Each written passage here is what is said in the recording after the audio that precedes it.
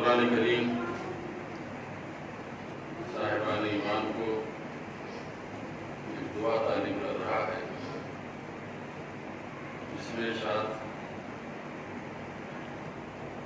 باری تعالیٰ ہے کہ ہماری بارگاہ میں اپنی اولاد اور اپنے ازواج کے لیے دعا کرو، اس انداز سے کرو کہ ربنا هب لنا من ازواجنا وذرياتنا قرۃ اعین، اے ہمارے پروردگار ہماری بیویوں کو، ازواج یعنی ہماری بیویاں، اور اولاد یعنی ہمارے اولاد، ہمارے بچے، ان کو ہماری آنکھوں کی ٹھنڈک قرار دے، وَاجْعَلْنَا لِلْمُتَّقِينَ إِمَامًا، اور ہم کو متقین کا امام قرار دے۔ بہت سارے علماء قنوت میں یہ دعا پڑھتے ہیں، بہت سارے علماء بعد نماز اپنی تعقیبات میں دعا پڑھتے ہیں۔ تو قرآن کریم کی اس قسم کی آیات کی جو اولاد کے سلسلے میں دعا کی صورت میں ان کو ورد بنایا ہے علماء نے، اس کو صبح شام پڑھا کرتے ہیں ہر نماز میں، اور ہمیں اور آپ کو بھی یہ حکم ہے، بہتر ہے، حکم نہیں ہے، بہتر ہے کہ قرآن کی تعلیم اور قرآن کی دعا کے ذریعے ہم اپنی اولاد کے لیے اللہ کی بارگاہ میں وہ سوال کریں۔ یہ طریقہ اللہ نے بتایا ہے، اس سے بہتر کوئی طریقہ بتا نہیں سکتا۔ جیسا قرآن کہہ رہا ہے کہ رب لا تذرنی فردا وانت خیر الوارثین، یہ حفاظت اولاد کے لیے دعا ہے، پروردگار ہمیں دنیا میں تنہا نہ قرار دینا، تو بہترین وارث ہے۔ کیا مطلب؟ یعنی ہمارے بچوں کو سلامت رکھنا، لا تذرنی فردا، مجھے تنہا نہ بنانا، مجھے تنہا نہ قرار دینا، وانت خیر الوارثین، تو بہترین وارث ہے۔ یا قرآن کریم یہ آواز دے رہا ہے، رب اوزعنی ان اشکر نعمتک التی انعمت علی وعلی والدی ان اعمل صالحا ترضاہ، اے پروردگار مجھے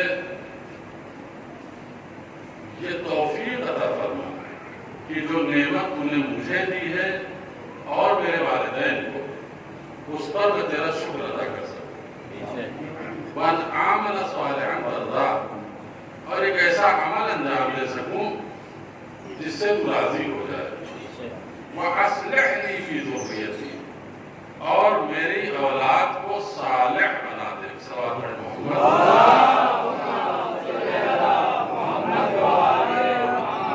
دیکھیں کتنا زور ہے قرآن کریم کا اس بات پر کہ ہر والدین کوئی دعا مانگے یا نہ مانگے اپنے بچوں کے لیے، ان کے صالح ہونے کی ضرور دعا مانگے۔ رب هب لي من لدنك ذرية طيبة، پاکیزہ ذریت عطا فرما، انک سمیع الدعاء، تو دعا کا سننے والا ہے۔ پروردگار رب هب لي من لدنك ذرية، اس کے بعد واصلح لي في ذريتي، میری ذریت کو صالح بنا، یعنی جتنے بھی لڑکی ہو یا لڑکی، ذریت دونوں شامل ہے، لڑکی بھی شامل ہے اور لڑکا بھی شامل ہے، میری ذریت کو صالح قرار دے، وَأَدْخِلْنِي فِي عِبَادِكَ الصَّالِحِينَ، اور مجھے بھی صالح بندوں میں قرار دے۔ بہترین دعا ہے قرآن کریم کی، اس سے بہتر کوئی دعا اس لیے نہیں مانگ سکتا ہے کہ اس سے بہتر کوئی ہے ہی نہیں ہے، اس لیے کہ اللہ سب سے بہتر ہے، اس کا کلام بھی سب سے بہتر ہوگا۔ میری گفتگو اولاد کے سلسلے میں کہ ہماری اور آپ کی ذمہ داریاں کچھ اسلام نے بتائی ہیں اولاد کے تئیں، کہ ایک والدین کو کتنا جاگروک ہونا چاہیے اپنے اولاد کے سلسلے میں، کتنا اویئر ہونا چاہیے، کتنا بیدار ہونا چاہیے، اور کتنی ذمہ داری کی ادائیگی اس کے ذمہ رکھی ہے اسلام نے۔ یہ ساری چیزیں اسلام کی تعلیمات سے ہم کو پتہ چلتی ہیں۔ کتنا خوبصورت پیغام ہے اسلام کا، دیکھیے اولاد کے سلسلے کی بات ہو رہی ہے، اس پر غور کیجیے۔ ہمیں اور آپ کو حکم ہے کہ جب بازار جاؤ یا کسی شہر چلے گئے ہو، لکھنؤ چلے گئے، سلطان پور چلے گئے، قبیح ہے، عیب ہے، برا ہے ایک باپ کے لیے کہ وہ لکھنؤ سے صبح کا گیا ہوا شام کو واپس آئے تو خالی ہاتھ آئے۔ معصوم نے فرمایا کہ جب تم اپنے گھر آؤ کسی شہر سے تو تمہارے پر فریضہ ہے کہ ساتھ میں کچھ تحفے لے کر آؤ۔ اس کے لیے لے کر آؤ اپنے بچوں کے لیے، اور اسلام کی تعلیم کو سلام اور لاکھوں سلام۔ فرمایا کہ جب گھر پہنچو تو تحفہ لے کر آؤ تو سب سے پہلے لایا ہوا تحفہ اپنی بیٹی کو دو، پھر بیٹے کو دو۔ غور کیجیے آپ، یعنی آج جو بیٹی ہمارے اور آپ کے سماج نے آزاد بنا دیا ہے جس کو، وہ اسلام اور بانی اسلام کی آنکھوں کا تارا ہے۔ اس بیٹی کے لیے پیغمبر اسلام کا ارشاد گرامی یہ ہے کہ جب بازار سے آؤ اور تحفہ لے کر آؤ تو خبردار پہلے بیٹے کو نہ دینا، بیٹی کو بلاؤ، اگر نہیں بھی ہے تو آواز دے کر بلاؤ، وہ آئے تو پہلے اس کو تحفہ دو، بعد میں بیٹے کو تحفہ دو۔ اور آج بیٹی اگر چلی جاتی ہے تھوڑی دیر کے لیے تو بہت سے گھروں میں قیامت برپا ہو جاتی ہے، یہ کیوں آتی ہے؟ تو میں نے آپ کو ایک سوال پڑھا، محمد عالم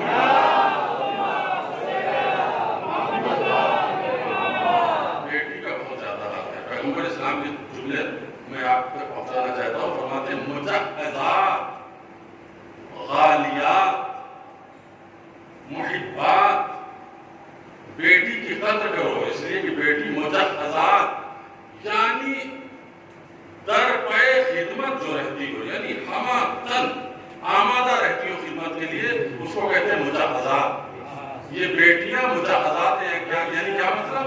ہمہ وقت تمہاری خدمت کے لیے آمادہ رہتی ہے، مجہزات۔ اور اس کے بعد فرمایا غالیات، بیٹیاں بیش قیمت ہیں، کی کوئی قیمت لگائی ہی نہیں جا سکتی۔ غالیات و محبات، بیٹیاں ٹوٹ کے محبت کرنے والی ہیں۔ یقیناً بیٹی بہت زیادہ پیار کرتی ہے اپنے والدین سے۔ بیٹے کا بھی حق اسلام نے بتایا ہے، بیٹی کا بھی حق بتایا ہے۔ کس قدر اسلام اولاد کی تربیت کے سلسلے میں حساس ہے کہ جو ایک ایک چھوٹے چھوٹے پوائنٹ کی طرف ہم کو متوجہ کر رہا ہے۔ فرمایا تمہارے دروازے میں فقیر بھیک مانگنے آئے تو تمہارے گھر میں جو چھوٹے بچے ہیں ان سے بھیک دلایا کرو۔ یہ کس کا قول ہے؟ یہ آٹھویں امام رضا علیہ السلام۔ جب تمہارے گھر میں کوئی آئے باہر سے آواز دے کہ بھیا اللہ کے نام پہ کچھ مدد کرو، اور آج کل کے فقیر تو دعا ہی نہیں دیتے، کیا کرتے ہیں، کچھ بھی دعا نہیں مانگ دیتے۔ واقعی غصہ آتا ہے، ایسے فقیروں کو دینا بھی نہیں چاہیے، تو دعا تک نہ کرے کسی کو، یعنی ڈنڈا مارے گا باہر دروازے پہ آ کر پٹکے گا کہ میں آ گیا ہوں، لیکن زبان سے ایک لفظ دعا نہیں دے گا۔ اتنا مغرور فقیر ہے آج کا، ایک بات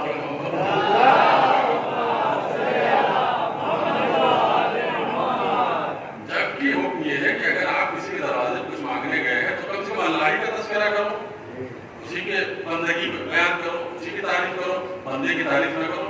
لیکن کچھ نہیں، وہ ڈنڈا مارے گا، آپ کو پتہ چل جائے گا آ گیا۔ یہاں اس موقع میں امام رضا کا کیا حکم ہے؟ فرماتے ہیں کہ چھوٹے بچوں کے ہاتھ سے بھیک دلایا کرو۔ اس نے پوچھا فرزند رسول ایسا کیوں؟ کہا تاکہ تمہارے بچوں کے اندر جذبہ سخاوت بیدار کیجیے۔ ایک چھوٹا سا حکم ہے جس کی طرف ہم متوجہ ہی نہیں ہو سکتے، لیکن امام متوجہ کر رہے ہیں کہ جب اس طریقے سے تم اپنے بچوں سے کے ہاتھوں سے بھیک دلاؤ گے تو بڑے ہو کر وہ اتنا بخیل نہیں ہو جائے گا کہ 10 روپے کی چائے پیتے ہوئے دم نکلے اس کا۔ ایسا بات ہے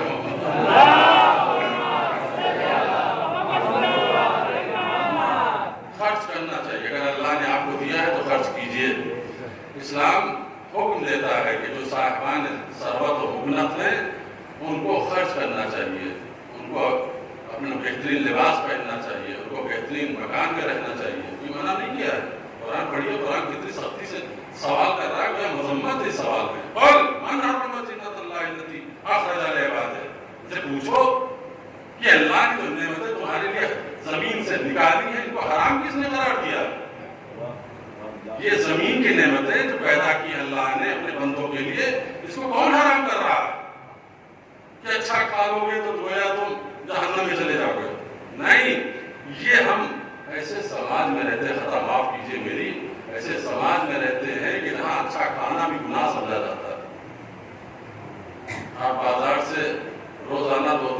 تھیلی لے کر گھر چلے آئیے، پڑوس والا آپ کو گوشت مار ڈالے گا۔ اسلام جب بھی کہتا خوش ہوتا ہے کہ تم اچھا کھاؤ، اپنے بچوں کو اچھا کھلاؤ۔ پیغمبر اسلام سے کسی نے پوچھا کہ یا رسول اللہ مومن کی خوش نصیبی کیا؟ کہا مومن کی خوش نصیبی یہ ہے وسیع مکان ہو، اگر امکان ہے تو اسلام کہتا ہے کہ وسیع مکان میں رہو۔ مومن کی خوش نصیبی یہ ہے کہ اس کی سواری کا بہترین انتظام ہو۔ مومن کی خوش نصیبی یہ ہے کہ اس کی اطاعت شعار بیوی ہو۔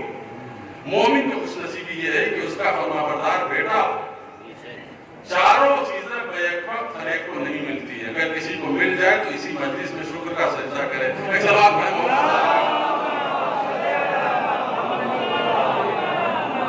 بیک وقت نہیں ملتی ہے کسی کو۔ کتنے تو بیچارے ساری زندگی کماتے رہتے ہیں بیوی کے لیے، بچوں کے لیے، ان کے نام بینک بیلنس ان کا جمع کرتے رہتے ہیں، جب وہاں سے ریٹائرڈ ہو کے آتے ہیں تو یہی بیوی بچوں کو باہر نکال دیتے ہیں۔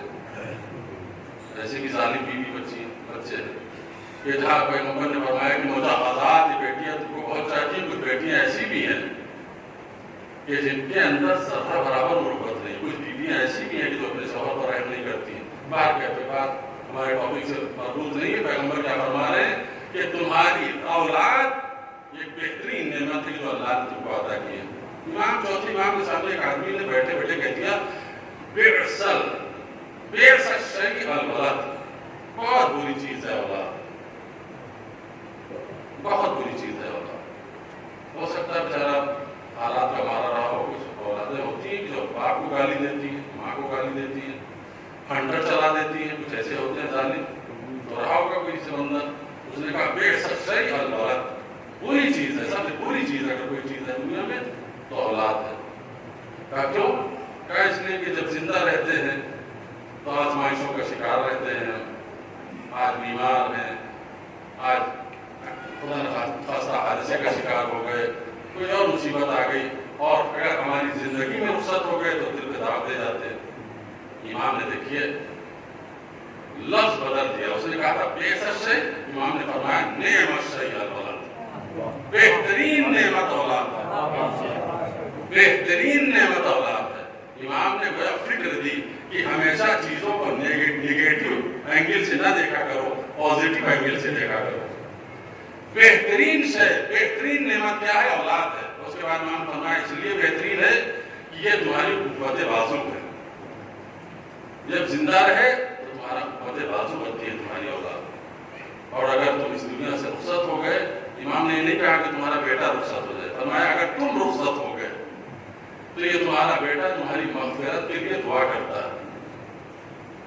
لیکن اس 21ویں صدی میں کے کچھ اولاد ایسی بھی آپ کو ملے گی کہ باپ کی ایصال ثواب کا تبرک مسجد کے باہر سے اندر پہنچا دیتی ہے۔ ثواب پر محمد والے ایسی بھی ملے گی، آزا خانے کی چوکھٹ پہ رکھ کے چلے جائے کہ بھیا محمود بھائی آپ اندر جا رہے ہیں، یہ تبرک لیتے جائیے گا، ابا کے نام کا فاتحہ پڑھا دیجیے گا۔ اگر ایسی اولاد ہے تو صحیح کہہ رہا ہے کہ بری چیز ہے اولاد، کہ جو اپنے باپ کو فاتحہ تک نہ پڑھ سکے۔ ربنا هب لنا من ازواجنا وذرياتنا قرة اعين واجعلنا للمتقين اماما، اے پروردگار ہم کو بہترین زوجہ، بہترین اولاد عطا کر کہ جو ہماری آنکھوں کی ٹھنڈک بن جائے اور ہم کو متقین کا امام قرار دے۔ اولاد کی تربیت میں ایک بہترین چیز جو ہماری اور آپ کی ذمہ داری کے طور پہ بیان کی گئی وہ یہ ہے کہ اپنے اولاد کو خصو نہ بنائیں، بولنا سکھائیں، ان کو ایکٹیو بنائیں۔ آپ دیکھیں کچھ بچے ایسے ہوتے ہیں 12-25 سال کے ہو گئے، ان کے ہاتھ میں چھری اور کھیرا دے دیے اور کہتے ہو چھیل دو کھیرا، وہ کھیرا نہیں چھیل پائیں گے۔ اس کی خطا ہے، ماں باپ کی خطا ہے۔ کچھ ایسے بچے ہیں کہ جن کو دے دو ماچس، کس کو جلا دو، وہ نہیں جلا پائیں گے۔ تو اولاد کے لیے والدین کی ذمہ داری ہے کہ ان کو ایکٹیو بنایا جائے، وہ بالکل لطف پنج ہو کر وجود بیکار کی طرح سے اس دنیا میں نہ جئیں، بلکہ ایکٹیو اور ایک فعال وجود کی طرح سے زندگی گزارے۔ یہ ہم ایک ذمہ داری ہے۔ ایک ذمہ داری آپ امام کیا فرمایا تھا کہ صدقہ ان کے ہاتھوں سے دیا جائے۔ آپ کو میں بتاؤں تاریخ میں ایک شخص گزرا ہے جس کا نام ہے صاحب ابن عباد، شیخ صدوق کے زمانے میں تھا یہ شخص۔ عالم بھی ہے اور قسمت نے اس کی ساتھ دیا تو یہ اپنے وقت کا وزیر بھی ہو گیا اور کئی کتابیں بھی لکھی اس نے. یہ شخص اتنا سخی تھا کہ ہر روز کوئی دن ایسا نہیں تھا کہ جب 1000 آدمیوں کو کھانا نہ ملا. ہر روز اللہ نے اس کو دولت بھی بہت دی تھی. وزیر تھا, سخی بھی تھا, صاحب علم بھی تھا, صاحب قلم بھی تھا, کتابیں بھی لکھی اس نے. شخص روح نے بھی اس کے لیے کتاب لکھی تھی صاحب ابن عباد کے لیے. کسی نے پوچھا کہ صاحب ابن عباد یہ بتاؤ کہ اتنی سخاوت ہمارے اندر آئی کہاں سے؟ توجہ کیجیے گا اس پر. تربیت اولاد کے سلسلے میں بہت ہی کلیدی جملہ ہے. صاحب عباد تم 1000 آدمیوں کو کھانا کھلاتے ہو. بہت سارے بادشاہ وزیر گزرے, کوئی کسی کو کھانا نہیں کھلاتا. تمہارے اندر یہ جذبہ سخاوت کہاں سے آیا؟ اس نے کہا یہ جذبہ سخاوت کی روح اگر کسی نے ڈالی ہے تو اس ڈالنے والے کا نام ہے میری ماں. میری ماں نے مجھے سخی بنایا. کہا کیسے؟ کہا میں جب چھوٹا تھا تو روز رات کو میری ماں میرے ہتھیلی پہ 1 دینار رکھتی تھی اور کہتی تھی بیٹا اپنے تکیے کے نیچے رکھو اور صبح اٹھنے کے بعد جو پہلا فقیر تمہیں ملے یہ 1 درہم اس کو صدقہ دے دینا. یہ سخاوت کی عادت میری ماں نے ڈالی ہے. باقی امام کیا فرما رہے ہیں؟ یہ تو فرما رہے ہیں امام کہ اگر تم سخی بنانا چاہتے ہو اپنے بچوں کو تو ان کے ہاتھ سے صدقہ دلایا کرو, ان کے ہاتھ سے فقیر کی مدد کیا کرو. صلوات پڑھو محمد والے.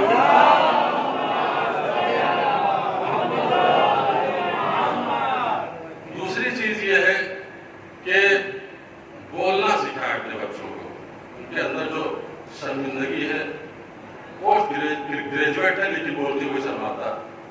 کیا وجہ؟ کالج دیکھا ہوا, یونیورسٹی گیا ہوا بچہ, اس سے بات کیجیے وہ نظریں جھکا کے بات کرتا ہے. یہ نہیں ہونا چاہیے.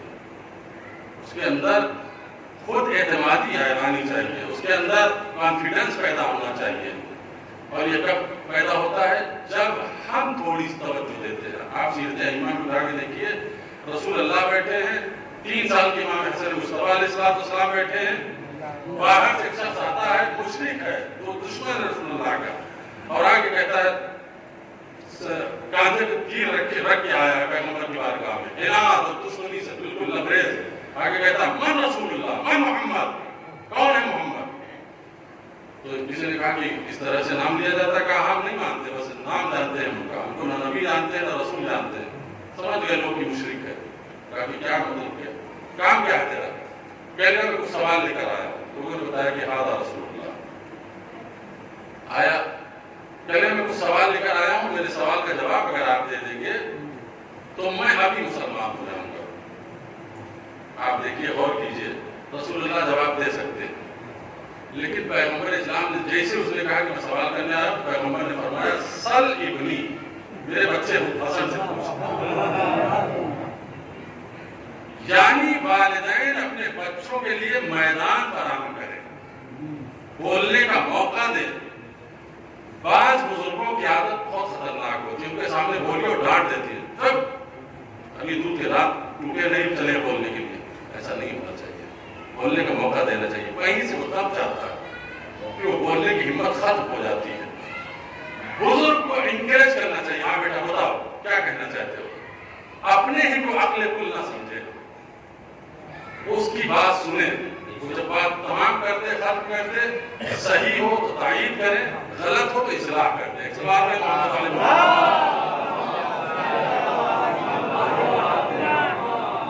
جیسے اس نے کہا کہ میں سوال لے کر آیا ہوں, یہ سوال حضور نے کیا فرمایا؟ سال ابنی, 3 سال کے مولا. کہا ان سے میں تو آپ کو رسول نہیں مانتا ہوں, چھوٹے سے بچے سے پوچھوں گا میں. جیسے اس نے کہا کہ بچے سے میں پوچھوں تو امام نے فرمایا سألتا ما سألتا غبیہ بل سألتا فقیہ. تو کسی کو ذہن سے نہیں پوچھ رہا ہے, ایک عالم و فقیہ سے سوال کر رہا ہے, ایک عالم و فقیہ سے سوال کر رہا ہے. پوچھو کچھ پوچھنا, اب کیا سوال کیا وہ الگ میٹر ہے, لیکن یہ بتانا میں مقصود ہے کہ پیغمبر اسلام نے بتایا کہ تربیت کے باب میں بہترین اہم ترین جو پوائنٹ ہے وہ یہ ہے کہ والدین اور گارجین اپنے بچوں کو اس طریقے سے انکریج کریں, بولنے کا موقع دیں. امام حسن بھی چھوٹے سے شہزادی کو فرما رہے ہیں کہ بیٹا جاؤ مسجد میں جاؤ، اپنے نانا کا خطبہ سنو اور آگے مجھے بتاؤ، سناؤ۔ ہمارے بچے جب مجلس سے گھر جائیں جو چھوٹے بچے ان سے پوچھیں، اول تو چھوٹے بچے اس وقت یہاں آتے ہی نہیں ہیں، سب لگے ہوئے اپنے کام پہ، جبکہ ہماری ذمہ داری ہونی چاہیے تھی والدین کی کہ اپنے ساتھ لے کر آتے ہو، بٹھاتے ان کو، یہاں مجلس میں بیٹھے۔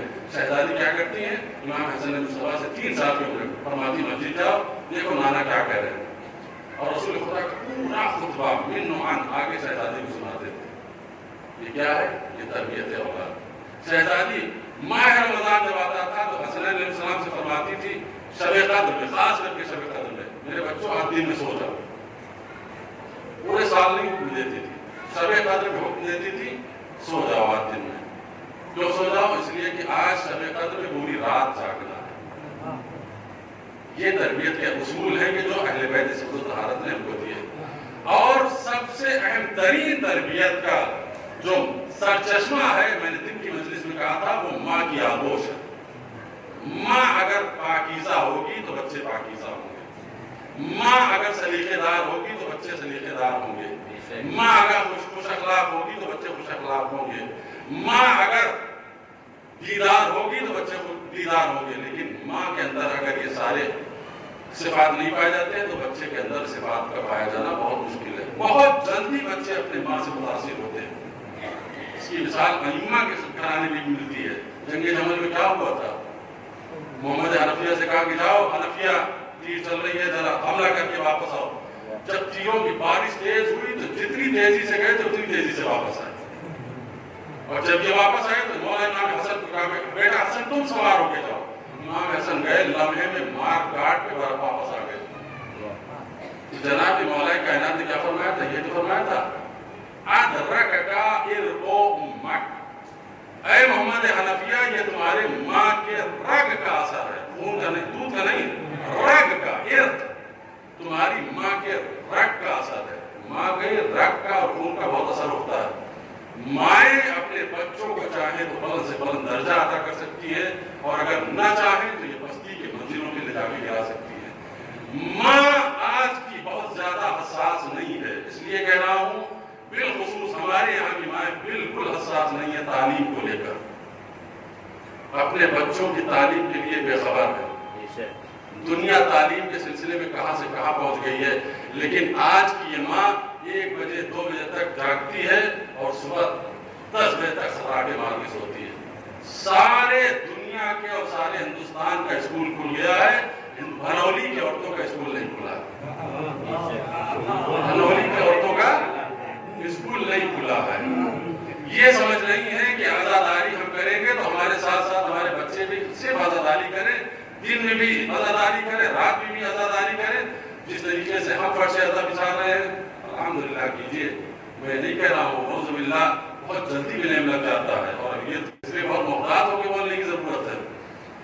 میرے کہنے کا مقصد یہ ہے کہ میری ماں اور میری بہنوں، یہ اس وقت پورے ہندوستان میں اسکول کھل چکا ہے، تو آپ بھی بیدار ہو جائیے، آپ بھی جاگ جائیے، آپ کو بھی پتا ہونا چاہیے۔ نہیں پتا ہے تو میں ممبر سے بتا رہا ہوں کہ اسکول کھل چکے ہیں، اور اس لیے نہیں بتا رہا ہوں۔ ان کو کیا بنانا چاہتی ہیں آپ؟ مجھے اللہ کے واسطے بتا دیجیے ان کو کیا بنانا چاہتی ہیں۔ اگر آپ محنت کریں گی تو آپ کے بچے سرخرو زندگی گزار سکتے ہیں، ایک آبرومندانہ زندگی گزار سکتے ہیں، اور اگر آپ محنت نہیں کریں گی تو آپ کے بچے ذلیلانہ زندگی گزاریں گے، اور اس کی بانی آپ ہوں گی، اس کی بنیاد آپ رکھیں گی۔ کیا چاہتی ہیں آپ کہ یہ بچہ آپ کا جوان ہو کر ان جاہل عربوں کے گھر پہ جا کے جھاڑو لگائے؟ کیا چاہتی ہیں آپ کہ آپ کا یہ بچہ جوان ہو کر ان جاہل بدو عربوں کے ٹوائلٹ صاف کرے؟ اس میں خوشی ملے گی آپ کو؟ 5000 روپے مہینے آ جائیں، اتنی ذلت کے بعد وہ بچہ بھیج رہا ہے، کبھی غور کیا آپ نے؟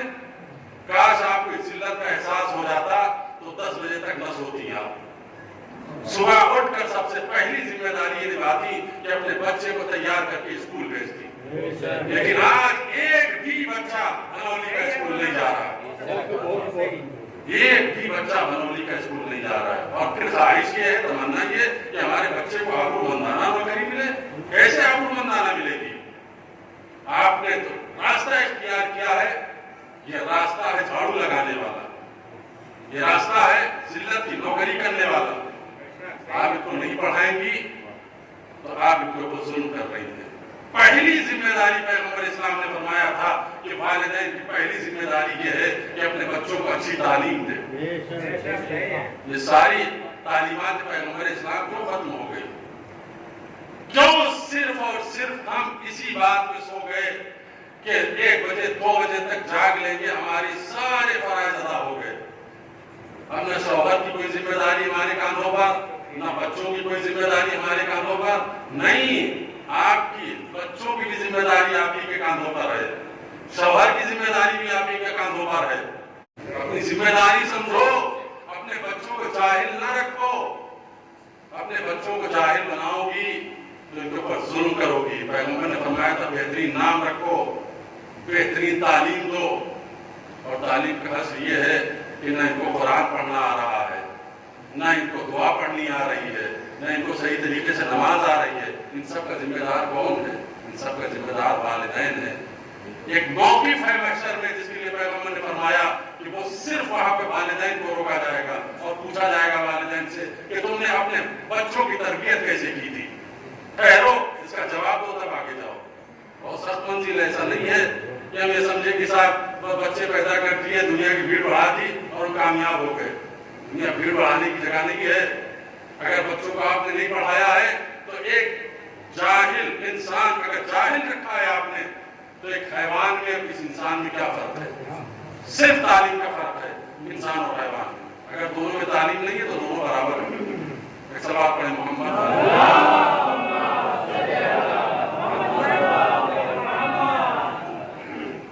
یہ اہم ترین فریضہ تربیت اولاد کے سلسلے میں اہل بیت عصمت و طہارت، امام حسین علیہ السلام جن کی فرش عطا بچھائی ہے ہم نے اور آپ نے، ان کا کیا طرز زندگی ہے؟ کیونکہ کسی بیٹے کو جناب علی اکبر کو یا کسی اور بیٹے کو کسی نے صرف سورہ حمد یاد کرایا تھا۔ 1000 یا 10,000 دینار امام نے اس کے معلم کو دیا تھا صرف سورہ حمد یاد کرانے کا۔ کسی نے کہا کہ مولا اتنی بھاری رقم آپ نے دے دی؟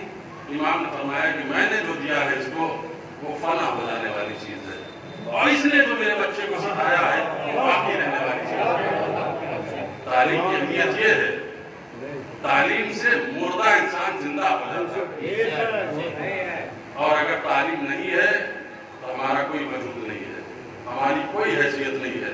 لہذا میرے عزیزوں، میری ماں اور میری بہنوں، پھر میں آپ سے ریکویسٹ کر رہا ہوں، التجا کر رہا ہوں کہ خدارا اسکول کھل چکے ہیں، ایک بھی بچہ دن میں گھومتا ہوا بنولی میں نظر نہیں آنا چاہیے۔ یہ کیا ہو رہا ہے؟ 10 کا گروپ بیٹھا ہوا موبائل کھیل رہا ہے، کوئی پب جی کھیل رہا ہے، کوئی فری فائر کھیل رہا ہے۔ 10 سال کے بچے کو موبائل کی کیا ضرورت ہے؟ مجھے آپ بتا دیجیے۔ یہ موبائل کس نے دیا ہے؟ والدین نے دیا۔ جن کے ہاتھوں میں بیگ اور کمپیوٹر ہونا چاہیے ان کے ہاتھ میں آپ نے بربادی کا سامان دے دیا۔ 20 بچے یہاں پہ کسی ٹائم آپ چلے آئیے تو میں دکھا دوں، دن میں بیٹھے رہتے ہیں۔ اس کے بعد چلے جائیے وہاں مہندی خانے پہ، 20 بچے وہاں بیٹھے رہیں گے۔ اسکول کے نکڑ پہ، بڑی مسجد میں، وہاں باغ کے پل پہ، کوئی پوچھنے والا نہیں۔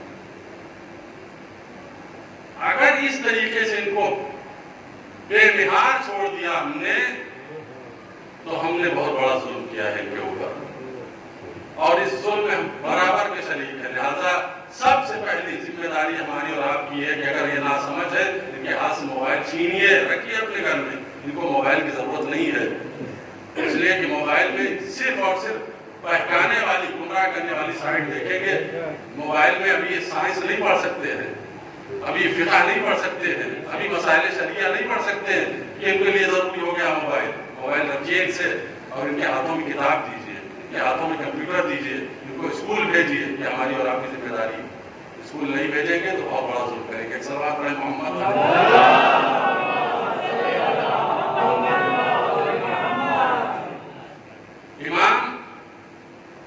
فرما رہے ہیں کہ بہترین نام رکھو، بہترین تعلیم دو، یہ فریضہ ہے۔ ماں کی آغوش بہترین پہلی تربیت کا، اور اس کے لیے مثال میں نے صبح دی تھی کہ یہ جو وفا آئی ہے چاروں بھائیوں میں، کربلا کے 4 شہیدوں میں، یہ وفا کہاں سے آئی ہے؟ ماں کے خون کے ذریعے سے۔ عباس، شہزادے جناب ابوالفضل عباس، عبداللہ، جعفر، عثمان، یہ چاروں بھائی حسین پر جان دینے کے لیے، قربان ہونے کے لیے بے چین ہیں کہ سب سے پہلے ہم قربان ہو جائیں۔ یہ قربانی کا جذبہ کس نے دیا ہے؟ ماں نے دیا ہے، شہزادی ام المؤمنین نے دیا ہے۔ وہ ام المؤمنین کی جو مصرع پڑھ رہی تھی، وہ پورا شعر میں نے سنایا تھا صبح میں کہ لوری دے رہی تھی اور لوری میں عربی میں شعر پڑھ رہی تھی، اعیذہ بالواحد، میں اپنے بچے کو اللہ کے حوالے کر رہی ہوں، ومن کل عین حاسد، میں اپنے بچے کو ہر حاسد نگاہ سے محفوظ رکھنا چاہتی ہوں، حاسد نگاہ سے۔ اس لیے جناب ابوالفضل عباس بہت خوبصورت تھے۔ ام المؤمنین لوری دیتی تھی تو کہتی تھی کہ اللہ میرے بچے کو حسد کرنے والی نگاہ سے بچانا۔ وہ حسد کرنے والا قائم ہی او قاعدی، چاہے کھڑا ہو چاہے بیٹھا ہو، مسلم ہی او جاہدی، چاہے مسلمان ہو یا کافر ہو، جو بھی حسد کر رہا ہے اس سے میرے بچے کو بچانا۔ یہ ماں ہے کہ جو شعر پڑھ رہی ہے۔ تو بیٹا کربلا میں کون سا شعر پڑھ رہا ہے؟ بازو قلم ہو گئے تو کیا شعر پڑھا؟ واللہ ان قطعتم یمینی انی احامی ابدا عن دینی، خدا کی قسم تم میرے بازوؤں کو قلم کر دو پرواہ نہیں ہے، لیکن جب تک جان میں جان رہے گی میں اپنے دین کی حفاظت کرتا رہوں گا۔ یہ ماں سے وراثت میں ملا ہے۔ ماں کا کردار ابوالفضل عباس نے بتایا کہ مائیں بہت کچھ انقلاب وغیرہ کر سکتی ہے۔ ابوالفضل عباس علیہ السلام بازو قلم ہونے کے بعد یہ مصرع پڑھ رہے ہیں کہ میں اپنے دین کی حفاظت کروں گا۔ لفظ پر غور کیجئے، میں اپنے امام کی حفاظت نہیں کروں گا، یہ نہیں ہے جملہ، میں اپنے دین کی حفاظت کروں گا۔ کتنی دور اندیش نگاہ ہے خواجہ معین الدین چشتی کی، توجہ کریں آپ۔ یہ فکر جناب ابوالفضل عباس نے دی ہے، میں اپنے دین کی حفاظت کروں گا۔ واللہ احامی عن دینی، اللہ کی قسم میں حمایت کروں گا اپنے دین کی۔ خواجہ معین الدین نے کیا کہا؟ شاہ است حسین، بادشاہ است حسین، دین است حسین، دیوانہ است حسین۔ کیوں کہہ رہے؟ اس لیے کہ کل کربلا میں حسین کو عباس نے دین کہا تھا۔ ایک صلوات پڑھیں محمد۔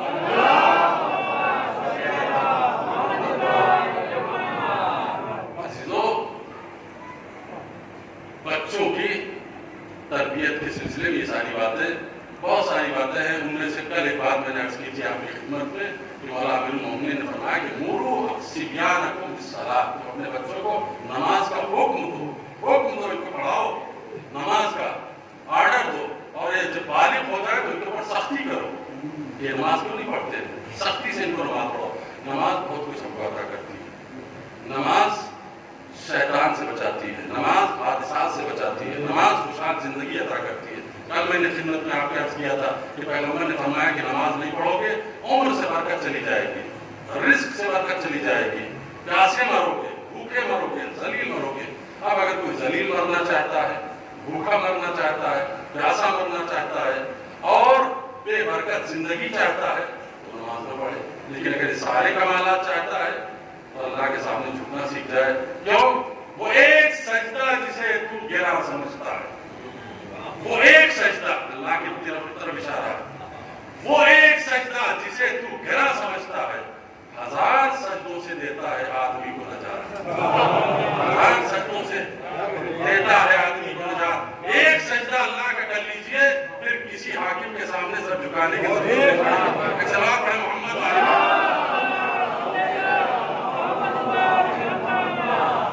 کہتے ہیں کہ کسی نے اپنے گھر سے نکلے تھے، بڑا مومن متقی انسان تھا، گھر سے نکلا تھا، مسجد جا رہا تھا، صبح کا ٹائم تھا، اندھیرا تھا، بارش بھی شاید ہو گئی تھی، کیچڑ تھا راستے میں، پھسل کے گر گیا، مسجد کے قریب پہنچ گیا۔ جب پھسل کے گرا تو فوراً اٹھا، کہنے لگا کہ نجس اور گندے کپڑوں کے ساتھ مسجد نہیں جانا چاہیے، واپس جاؤں گھر، چینج کروں، تبدیل کروں کپڑے، پھر جاؤں گا مسجد۔ جلدی جلدی گیا، اپنا کپڑا اتارا، بدن دھلا، دوبارہ کپڑا نیا پہنا، پھر مسجد کے لیے چلا۔ پھر جب پہنچا مسجد کے قریب، پھر پھسل گیا۔ جب پھر پھسلا تو پھر واقعی مومن تھا، کہنے لگا کہ نہیں، اس حالت میں نہیں جانا چاہیے، پھر جلدی سے جاؤ اور کپڑے چینج کر کے آؤں تاکہ مجھے جماعت مل جائے، اس لیے کہ اگر دیر ہو جائے گی تو جماعت نکل جائے گی۔ گیا گھر، کپڑے چینج کیا، پھر واپس آیا۔ اب جب تیسری مرتبہ اس جگہ پہ پہنچا تو دیکھا کہ ایک صاحب بہت ہی انکساری کے ساتھ، خلوص کے ساتھ ایک لالٹین لیے ہوئے اس کے استقبال کے لیے کھڑے پہلے ہی سے۔ جیسے اس کو دیکھا کہ کہاں گیا ادھر سے ذرا سنبھل کے آئیے، وہاں پہ 2 مرتبہ آپ کے چکے ادھر پہننا رکھے، ادھر آئیے ذرا خشکی ہے، اور میں تمہارے لیے یہ روشنی کا انتظام کرنے کے لیے آ گیا ہوں، آپ گھبرائیے نہیں، آپ کو مسجد لے کے پہنچا کے آؤں گا۔ ساتھ ساتھ چلے دونوں مسجد کے دروازے پہ پہنچے جب، تو اس نمازی سے انہوں نے کہا کہ جائیے بسم اللہ۔ تو اس نے کہا جائیے بسم اللہ کیا مطلب، تم نماز نہیں پڑھو گے؟ تو آج اس ٹائپ کے مسلمان آج بھی ہیں۔ ہمارے چچا بتا رہے تھے، یہی جگدیش پور کا ایک واقعہ ہے، کوئی مؤذن کسی نے رکھا تھا کسی کو کہ بھیا تم اذان دے دیا کرو، تو وہ بڑے پابندی سے اذان دیتے تھے، اور اذان دینے کے بعد سیدھے مسجد سے پائدان پہ آتے تھے، چپل پہنتے تھے، سر پر بھاگتے تھے۔ تو جو مسجد کا مالک تھا اس نے ایک دن پکڑا کہ کیا یار تم یہ کیا کرتے ہو، تم اذان دیتے بھاگ جاتے ہو، یہاں جماعت کھڑی ہوتی ہے اور تم نماز نہیں پڑھتے؟ پہلے بھیا پیسہ سے اذان ہی کرواتا ہوں۔ تو اس ٹائپ کے لوگ آج بھی ہیں۔ وہ کہنے لگا کہ جو وہ لاٹائن والا تھا اس نے کہا بسم اللہ جائیے کہ نہیں، کیا مطلب تم نہیں چلو گے؟ کہا کہ نہیں میں تو تمہاری مدد کے لیے آیا۔ کہا نہیں مدد کے لیے کیا مطلب ہے؟ اللہ کو یاد کرو، اس کے سامنے سجدہ کرو۔ کہا نہیں میری مجبوری میں نہیں جا سکتا اندر۔ کہا کیوں نہیں جا سکتے؟ کہا دراصل میں شیطان ہوں۔ توجہ کیجیے، آپ اپنے دوست کے ساتھ مسجد کے سامنے سے گزر رہے ہیں، نماز کا وقت آ جائے، آپ کا دوست کہے کہ اچھا چلیے خدا حافظ پھر ملیں گے، سمجھ جائیے کہ وہ کیا ہے۔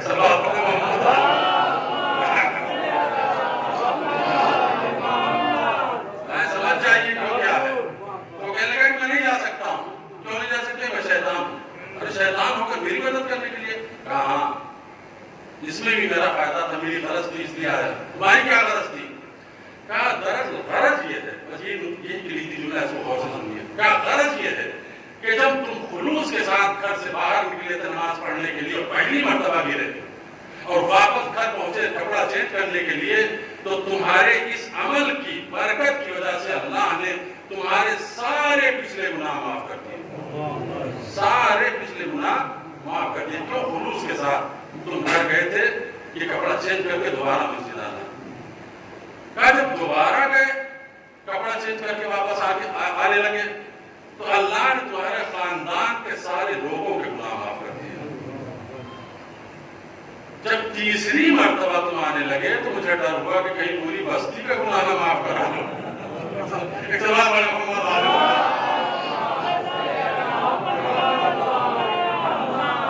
تو اگر یہ کرتے تو ہمارا کام بڑا مشکل ہو جاتا۔ میں تو اتنی محنت کر کے گمراہ کرتا ہوں، تم 3 ہی چکر میں سب کو معاف کرا دیتے، اس لیے میں تمہاری مدد کرنے کے لیے آیا ہوں۔ تو یہ نتیجہ یہ نکلا کہ اگر مسجد تک آ کر کوئی آپ کو چھوڑ کے چلا جائے، اگر خانے کے دروازے تک آ کے کوئی چھوڑ کے چلا جائے، تو سمجھ جائیے کہ وہ مومن نہیں ہے، اسی کا بھائی ہے۔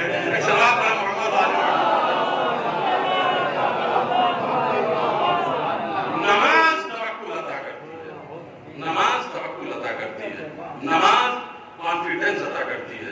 نماز یہ کہتی ہے کہ ہاں کوئی مشکل اللہ سے بڑی نہیں ہے۔ نماز کہتی ہے کہ نہیں کوئی حاکم اللہ سے بڑا نہیں ہے۔ نماز کہتی ہے لا حول ولا قوت الا باللہ، کسی کی کوئی حیثیت نہیں ہے، کسی کی کوئی قیمت نہیں ہے اللہ کے سوا۔ یہ نماز ہمیں سکھاتی ہے۔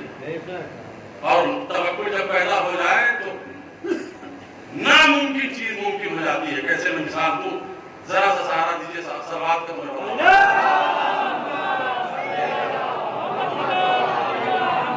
ناممکن چیز توکل کی طاقت اتنی زیادہ ہے کہ جس کا تصور آپ نہیں کر سکتے، وہ چیز چٹکی بجا کے آپ کو کر سکتے ہیں اگر توکل اللہ پہ۔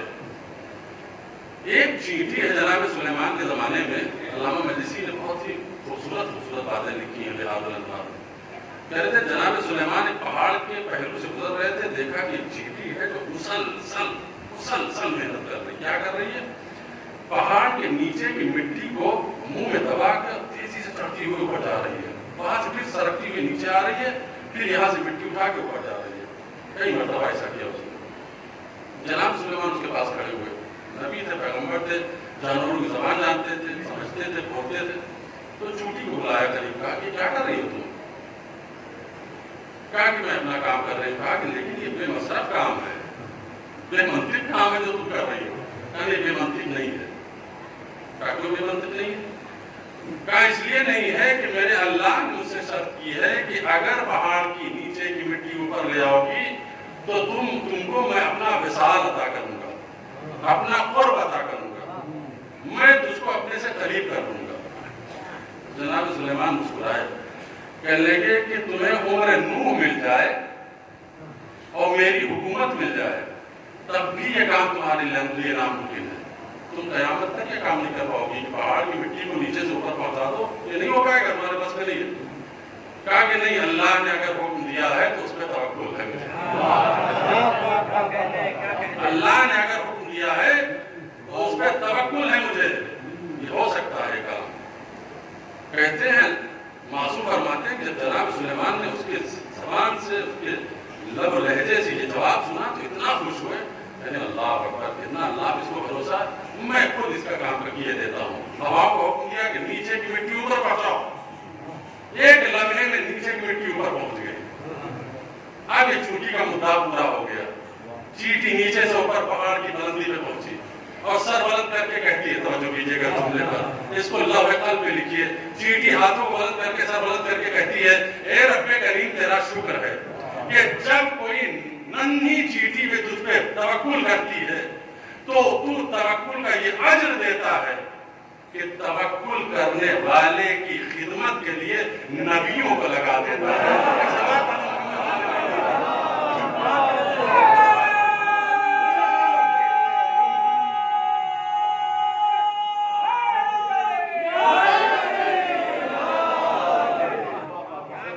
नबियों को लगा देता है। कोई उस पे करता है तो फिर आम आदमी उसकी खिदमत नहीं करता है, अंबिया उसकी खिदमत करते हैं। तवक्कुल किया था, तवक्कुल कहां से आता होता है? सच्ची नमाज अगर लगन के साथ नमाज पढ़े, इश्क हो जाए नमाज से, टाइम पास नहीं, इश्क हो जाए। इसलिए कि चौथे इमाम फरमाते, अल्लाहुम्मा अर्ज़ुक़नी लज़्ज़त इबादतिक, ए परवरदिगार मुझे अपनी इबादत की लज्जत अता फरमा, अपनी बंदगी की लज्जत अता फरमा। अगर वो लज्जत अता हो जाए ना तो चींटी की जब अल्लाह मदद करता है तो सफल मखलूकात की मदद नहीं करेगा। सवाब है मोहम्मद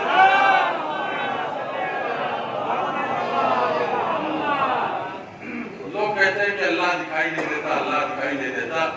वैसी तड़प, वैसी चाहत ही नहीं हमारे अंदर कि अल्लाह दिखाई नहीं देता। अगर वैसी तड़प हो जाए, फारसी साइड पे श्री कृष्ण का एक वाक्य मैंने पढ़ा, हिंदी में नहीं पढ़ा मैंने, फारसी साइड पे श्री कृष्ण का एक वाक्य मैंने पढ़ा कल ही कि एक उनका एक भक्त आया उनके पास, कहने लगा कि भगवान मैं चाहता हूं कि प्रभु से मुलाकात हो जाए, परमात्मा को मैं देखना चाहता हूं। पहले देखना चाहते हो? कहा हाँ। कहा मेरे साथ। उसका हाथ पकड़ा, गंगा के करीब लेकर गए, कहा कि हमारे साथ गंगा में उतरो। दोनों गंगा में साथ उतर गए। कृष्ण ने उससे अपने भक्त से कहा कि अब इसमें डुबकी लगाओ। उसने डुबकी लगाई। जैसे डुबकी लगाई तो कृष्ण ने उसके सर के ऊपर हाथ रख लिया। अब थोड़ी देर के बाद आदमी की सांस उठने लगेगी, दम घुटने लगेगा, सर उठाने की कोशिश करेगा। तो जब दम घुटने लगा तो सर को उसने झटका दिया, ऊपर उठे तो देखा कि हाथ में किसी का दबाव है, सर बाहर ही नहीं निकल रहा है। वो उठाना चाहता है, ये दबाए हुए, वो उठाना चाहता है, ये दबाए हुए। जब देखा श्री कृष्ण ने कि ये आदमी मर जाएगा, अब हाथ हटा लेना चाहिए, जैसे ही हाथ हटाया तो उसने बड़ी बेसाख्ता जो बाहर निकला चीज मारी तो जोर से सांस ली, ऐसा करीब था कि उसका दम निकल जाए। तो श्री कृष्ण ने उससे पूछा कि ये बताओ, जब मैंने तुम्हें दबाया था तो उस वक्त तुम्हारी फिक्र में तुम्हारा बाप चल रहा था, तुम्हारी औलाद चल रही थी, तुम्हारी बीवी तुम्हारे दिमाग में चल रही थी, किसको सोच रहे थे? ना किसी को नहीं सोच रहा था, ना अब्बा, ना अम्मा, ना भैया, ना बीवी। का फिर क्या सोच रहे थे? का सिर्फ ऑक्सीजन सोच रहा था, ऑक्सीजन, कि मुझे ऑक्सीजन मिल जाए। का इतनी शिद्दत, जितनी शिद्दत के साथ तुम ऑक्सीजन के लिए तड़प रहे थे, اتنی شدت کے ساتھ اس کے لیے تڑپو گے، اسی دن تمہیں مل جائے گا، اسی دن تمہیں دیدار ہو جائے گا. ویسی شدت اسی میں نہیں پائی جاتی. ایک سلام پڑھیں محمد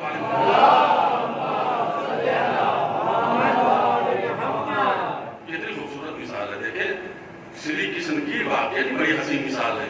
جیسی شدت آکسیجن کے لیے وہ ڈوبنے والے آدمی کے اندر پیدا پائی جا رہی تھی، ویسی شدت اگر اچھا ایک لفظ اور سن لیجیے. بہت خوبصورت جملہ ہے، اس کو محفوظ کیجیے. اگر آپ مجھ سے کہیں میں پریشان ہوں، آپ میرے پاس آئے اور اللہ نے آپ کو سرمایہ بھی دیا ہے، بہت چیز امکانات بھی ہیں آپ کے پاس. آپ نے کہا مولانا سنا پریشان ہے. میں کہا بہت پریشان ہے. آپ نے کہا گھبرائیے نہیں، میں کافی ہوں آپ کے لیے. آپ کہیں گے پریشان، یقین جانیے مجھے بڑا اطمینان ہو جائے گا کہ آپ نے مجھے آرس دی ہے. قرآن گویا ایک طریقے سے شکوہ کر رہا ہے ہم سے اور آپ سے. ہم آپ کو تسلی دیتے ہیں، دلاسا دیتے ہیں تو آپ کو بہت زیادہ یقین ہو جاتا ہے کہ آپ ہماری مدد کریں گے. آپ مجھے دلاسا دیتے ہیں تو بہت یقین ہو جاتا ہے. قرآن پڑھیے. قرآن کا چھوٹا سا جملہ کیا ہے قرآن کا؟ الیس اللہ بکاف عبدہ. کیا اللہ اپنے بندوں کے لیے کافی نہیں ہے؟ اللہ قرآن میں کہہ رہا ہے کیا بندوں کے لیے اللہ کافی نہیں ہے؟ ہم بندوں پہ تو بھروسہ کرتے ہیں، اللہ پہ بھروسہ نہیں کرتے. ایک صلوات پڑھیں محمد.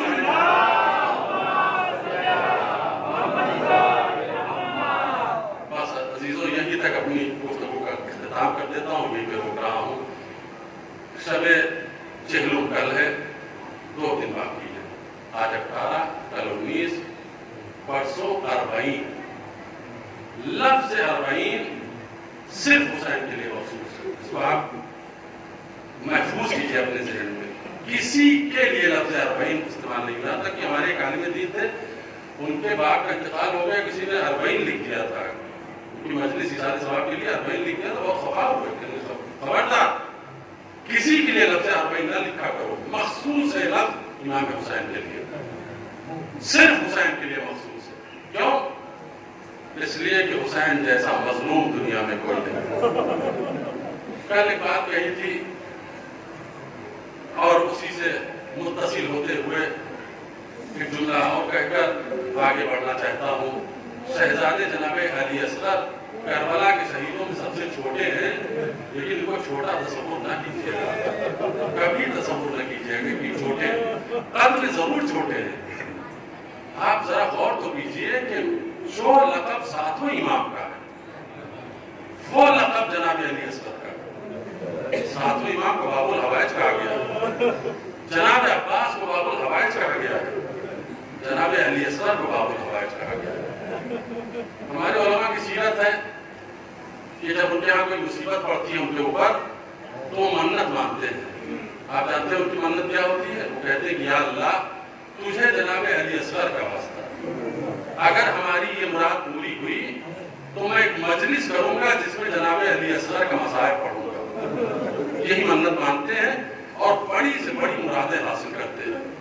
لہذا آپ سے بھی گزارش ہے کہ اگر کوئی مشکل مرحلہ آئے تو بہت زیادہ گھبرانے کی ضرورت نہیں ہے. کربلا کے اسم اعظم سے توسل کیجیے. امام حسین نے اسم اعظم کہا ہے اور نیت صرف اتنی کر لیجئے کہ اللہ علی اصغر کا واسطہ ہماری یہ مراد پوری ہوگی تو مجلس کریں گے، ذاکر سے ریکویسٹ کریں گے کہ جناب علی اصغر کے مصائب پڑھیں. علامہ مرزا قومی ان کے حاضرہ ہو رہا ہے، خطیب مجلس پڑھ رہا ہے. چاند رات آئی، خطیب سے کہا کہ میری جو مصائب پڑھنا جناب علی اصغر کا پڑھنا. اس نے کہا ٹھیک ہے. چاند رات میں جناب علی اصغر کا مصائب پڑھ دیا. پہلی محرم آئی، خطیب کو پھر بلایا، کہا پھر آج جناب علی اصغر کے مصائب پڑھنا. خطیب نے پھر پڑھ دیا. دوسرا دن آیا، تیسرا دن آیا. جب تیسرا دن انہوں نے روکا تو اس نے کہا کہ قبلہ میں خطیب ہوں، میں اور بھی مصائب پڑھ سکتا ہوں، یہ آپ بار بار جناب علی اصغر کے مصائب کے ساتھ کیوں کرتے ہیں؟ انہوں نے کہا بھائی میں محتاج ہوں جناب علی اصغر کا، مجھے غرض ہے جناب علی اصغر سے، مجھے کچھ منتیں حاصل کرنی ہے جناب علی اصغر سے، اس لیے میں ریکویسٹ کرتا ہوں. تو ہمارے علماء بہت زیادہ جناب علی اصغر سے عقیدت رکھتے ہیں اور منتیں پاتے ہیں، مرادیں پاتے ہیں. کیوں نہ منتیں پائیں؟ ایک لفظ آیا ہے مختلف جناب علی اصغر کے سلسلے میں کہ جس کا مفہوم یہ ہے کہ فَتَبَعَهُ مِنَ الْأُذُنِ إِلَى الْأُذُنِ، یعنی ہرملا نے جو تیر مارا تھا وہ تیر ایک کان سے دوسرے کان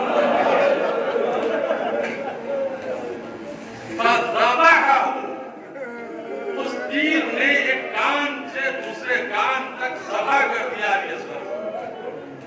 ہمارے بعض علماء سے اس کی تفسیر پوچھی گئی، ایک کان سے دوسرے کان تک ذبح ہونے کا مطلب کیا ہے؟ کہا تیر اتنا کاری تھا کہ جب تیر لگا ہے تو علی اصغر کی گردن جدا ہو گئی، علی اصغر کی گردن جدا ہو گئی۔ حسین ابن علی نے ماتم کرنا شروع کیا، حسین ابن علی نے رونا شروع کیا، اور ایک جملہ کہا شیعوں جس کو میں بار بار کئی مرتبہ مجلس میں دہرا چکا ہوں کہ علی اکبر شہید ہوئے، حسین نے آپ کو نہیں یاد کیا، قاسم شہید ہوئے، حسین نے آپ کو نہیں یاد کیا، لیکن ششماہے کا داغ اتنا عظیم تھا کہ جب بیٹے کی گردن جدا ہوئی تو بے ساختہ رو کے کہا شیعتی ما ان شربتم ما عذبن فاذکرونی، اے میرے شیعوں جب ٹھنڈا پانی پینا تو میری پیاس کو یاد کرنا، اے شیعوں کاش تم کربلا میں ہوتے اور دیکھتے کہ میں نے علی اصغر کے لیے کیسے پانی مانگا اور لعین نے میرے بچے کو ذبح کر دیا، کاش تم کربلا میں ہوتے۔ یہ شہادت اہل حرم کبھی نہیں بھولے۔ آپ مجھے بتائیے کربلا میں کتنے بڑے بڑے مظالم ہوئے ہیں۔ جناب علی اکبر شبیہ پیغمبر، جناب قاسم شبیہ جناب امام حسن، جناب ابوالفضل عباس شبیہ حیدر کرار، یہ سب شہید ہوئے، لیکن سید سجاد آنے والے سے کیا پوچھ رہے ہیں؟ یہ تو تھوڑی پوچھا کہ میرے چچا کا قاتل پکڑا گیا کہ نہیں پکڑا گیا، علی اکبر کا قاتل پکڑا گیا کہ نہیں پکڑا گیا، کیا پوچھا؟ یہی تو پوچھا تھا نا، یہ بتا ہرملا مارا گیا کہ نہیں، علی اصغر کا قاتل پکڑا گیا کہ نہیں پکڑا گیا؟ کیوں پوچھ رہے ہیں؟ اس لیے پوچھ رہے ہیں کہ جتنے گئے تھے سب نے حملہ کیا تھا، یہ کسی پہ حملہ کرنے نہیں گیا تھا، یہ کسی کو مارنے نہیں گیا تھا، یہ صرف پانی مانگنے گیا تھا اور اس کو ذبح کر دیا گیا۔ یہ ایک سوال چوتھے امام کا۔ پانچویں امام کے پاس ایک شخص آیا بنی اسد کا، جس کا نام ہے عقبہ ابن بشیر۔ عقبہ بہرحال نام ہے، باپ کا کیا نام نہیں معلوم۔ عقبہ آیا ہے، بنی اسد خاندان سے تعلق رکھتا ہے۔ جیسے ہی بیٹھا پانچویں امام کے پاس، پانچویں امام نے فرمایا بڑے ہی کرب کے عالم میں ایک آہ سرد کھینچی اور آہ سرد کھینچ کے فرمایا کہ عقبہ، بنی اسد کی گردن پر ہمارے ایک مظلوم کا خون ہے جو فراموش نہیں کر سکتا۔ آپ جانتے ہیں بنی اسد کو کیوں کہہ رہے ہیں؟ ہرملا اسدی تھا، بنی اسد کے گھرانے سے تعلق رکھتا تھا۔ امام نے فرمایا کہ اے عقبہ، بنی اسد کی گردن پہ ہمارے ایک مظلوم کا خون ہے جس کو ہم فراموش نہیں کر سکتے۔ اس نے پوچھا مولا کس کا خون ہے؟ کہا وہ ہمارے ششماہ ہے علی اصغر کا۔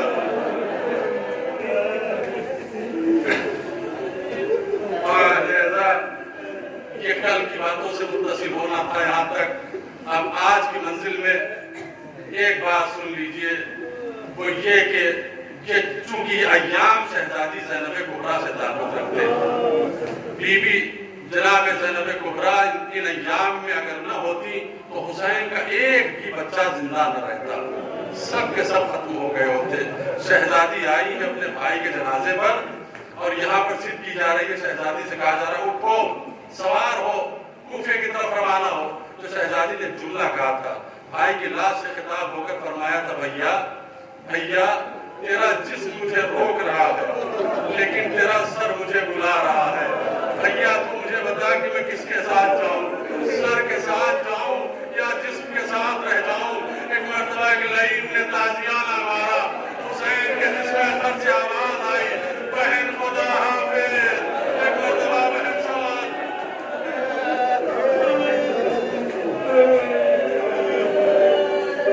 لو بہن ایک مرتبہ سوار ہوئی، کوفے کے بازار میں کوفے کے دربار میں آئی، اور جب کوفے کے دربار میں آئی ہے، عزاداروں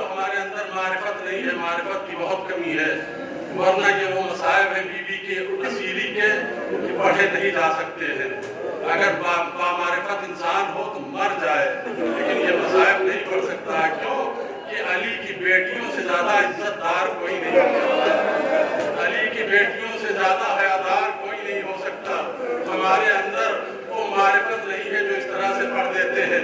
ورنہ جو صاحبان معرفت علماء گزرے ہیں ان کے سامنے جب کسی نے صرف اتنا کہا تھا کہ دخلت زینب بنت علی علی ابن زیاد، علی کی بیٹی زینب دربار ابن زیاد میں داخل ہوئی. عبداللہ شیرازی مجلس سن رہے تھے، خطیب نے کہا زینب دربار ابن زیاد میں داخل ہوئی. کہا ہے خطیب خاموش، اب اس کے آگے مقتل نہ بڑھنا. ارے اس سے بڑی مصیبت کیا ہو سکتی ہے کہ علی کی بیٹی اور دربار ابن زیاد.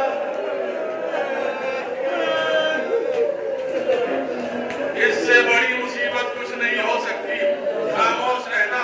ہاں اہل حضرت ایک مرتبہ یہ بی بی آئی اور دربار میں جب پہنچی لائن نے گستاخی کرنا شروع کی، توہین کرنا شروع کیا، تو مرتبہ علی کی بیٹی نے خطبہ دینا شروع کیا. اب وہ خطبہ شروع کیا ہے تو ابن زیاد کے قلب و جگر میں لرزہ جاری ہوا. ایسا محسوس ہوتا تھا جسے طوفان برپا ہو گیا، حیران اور تلاطم آ گیا. دربار کانپ رہا ہے. طوفان کی تقریر کا طوفان تھا یہ جو چل رہا تھا. سپاہی بھاگے ہوئے ابن زیاد کے پاس آئے. ابن زیاد علی کی بیٹی کا خطبہ روک لے، ورنہ اس خطبے کے طوفان میں تیرا دربار پہ اڑ جائے گا. اس نے کہا کہ میرے اندر ہیبت طاری ہو گئی ہے، مجھ میں ہمت نہیں ہے کہ میں زینب کو روک سکوں، میں علی کی بیٹی کو روک سکوں. اتنی ہیبت تھی خطبے کی کہ ابن زیاد کانپ رہا تھا. تو ایک مرتبہ اس نے کہا مشورہ تو خطبہ کیسے روکے؟ کسی نے کہا کہ میرا مشورہ ہے کہ کیوں روکو، کسی نے کہا کیوں روکو. کہا نہیں یہ مشورے کام نہیں آئیں گے. ایک شخص مقتل میں نام لکھا ہے عمرو ابن حریث، وہ آیا ابن زیاد کے پاس. اس نے کہا مجھے معلوم ہے ترکیب، ابھی علی کی بیٹی کی زبان رک جائے گی، مجھے ترکیب معلوم ہے، ابھی خطبہ رک جائے گا. کیا ترکیب ہے جلدی بتا، ورنہ اس خطبے کو سننے کے بعد انقلاب برپا ہو جائے گا. کہا ترکیب یہ ہے کہ بہن اپنے بھائی کو بہت چاہتی ہے، زینب حسین کے بغیر زندہ نہیں رہ سکتی. 3 دن ہوئے اور زینب نے حسین کو نہیں دیکھا ہے. سرے حسین کو لا کے زینب کے سامنے رکھ دے، زینب کی زبان رک جائے گی. بہن کو دیکھ، بھائی کو دیکھ کے بہن رونے لگے گی. اور یہی ہوا کہ مرتبہ سرے حسین آیا. وہ تو درباری خطبہ سن رہے تھے، سب کے چہرے آسمان کی طرف بلند ہوئے. علی کی بیٹی نے دیکھنا شروع کیا کہ یہ سارے چہرے جو مجھے دیکھ رہے تھے، میری تقریر سن رہے تھے، ان سب کے چہرے آسمان کی طرف کیوں بلند ہو گئے. ایک مرتبہ بی بی نے بھی اپنی نظریں بلند کی. اب نظر بلند کی تو کیا دیکھا کہ چاہنے والے کا بھائی کا کٹا ہوا سر موقع نیزہ پر، حسین کا کٹا ہوا سر موقع نیزہ پر، خون اور خاک میں آغشتہ سر حسین. جب یہ منظر دیکھا تو بہن نے خطبہ روک دیا، روک کے مرثیہ پڑھنا شروع کیا. یا ہلالا لمست دماغ کمالا، اے میرے چاند تجھے تو کمال تک پہنچنے سے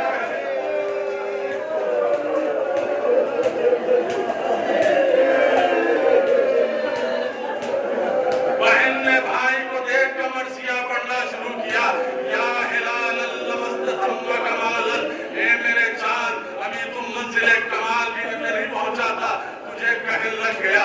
اے بھیا یہ معلوم تھا کہ علی اکبر مارا جائے گا، یقین تھا عباس کے بازو قلم ہوں گے، یقین تھا کہ علی اصغر شہید ہوگا، لیکن اے میرے بھیا یہ کبھی یقین نہیں تھا کہ تیرا سر منہ کے نیزہ پہ بلند کیا جائے.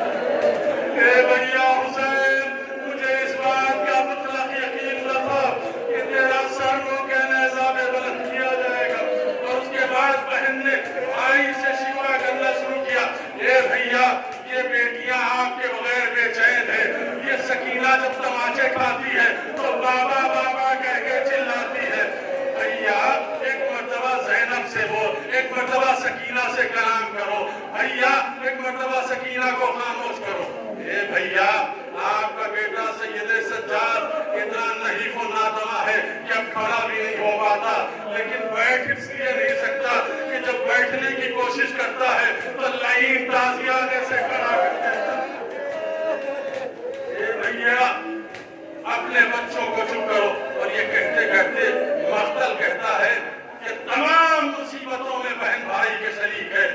اگر حسین نے بیٹوں کی قربانی دی تو بہن نے بھی دی، حسین نے بھتیجوں کی قربانی دی تو بہن نے بھی دی، لیکن ایک مصیبت ایسی تھی کہ جس میں بہن شریک نہیں تھی۔ بہن نے محسوس کیا کہ اس مصیبت میں میرا بھائی مجھ سے الگ ہے، میں اپنے بھائی کے شریک نہیں ہوں۔ وہ مصیبت کیا ہے بتاؤں؟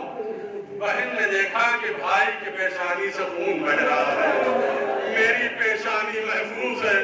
تو مقتل کا جملہ ہے فَنَتَحَتْ جَمِيلَهَا بِمَقْتَلِ الْمَحْمِلِ، بیوی نے چوب محمل سے اپنے سر کو ٹکرانا شروع کیا، اتنا سر کو ٹکرایا چوب محمل سے کہ شہزادی کی پیشانی باش باش ہو گئی، خون بہنے لگا۔